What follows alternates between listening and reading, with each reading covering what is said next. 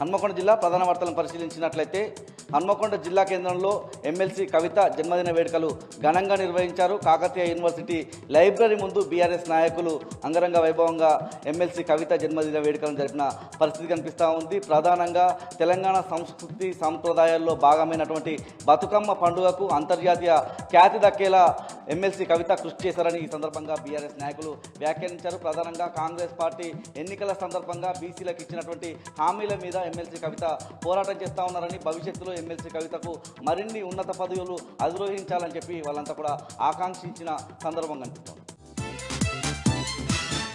జనగామ జిల్లా ప్రధాన వార్తలను పరిశీలించినట్లయితే జనగామ జిల్లా కేంద్రంలో మరోసారి రైతులు సాగునీటి కోసం కదం తొక్కిన సందర్భం కనిపిస్తూ ఉంది. జనగామ హుస్నాబాద్ రోడ్లో రైతులంతా కూడా ధర్నా రాస్తారోకో నిర్వహించి టైర్లు తగులబెట్టి ఆందోళన నిర్వహించారు. ఈ క్రమంలోనే అక్కడ 2 కిలోమీటర్ల మేర ట్రాఫిక్ జామ్ జరిగిన పరిస్థితి కూడా కనిపిస్తూ ఉంది.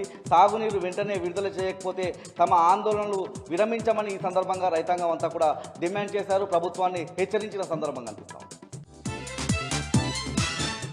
ములుగు జిల్లా ప్రధాన వార్తలను పరిశీలించినట్లయితే ఎమ్మెల్సీ కవిత జన్మదిన వేడుకలను ములుగు జిల్లాలో ఘనంగా నిర్వహించారు. ప్రధానంగా రామప్ప ఆలయంలో ప్రత్యేకమైనటువంటి పూజలు నిర్వహించి ఆ తర్వాత లక్ష్మీదేవపేట గ్రామంలో 10వ తరగతి విద్యార్థులకు అక్కడ ఉన్నటువంటి జాగృతి నాయకులు 10వ తరగతికి సంబంధించిన విద్యార్థులకు పరీక్షలకు సంబంధించిన కిట్లు అందజేసిన సందర్భం కనిపిస్తూ ఉంది.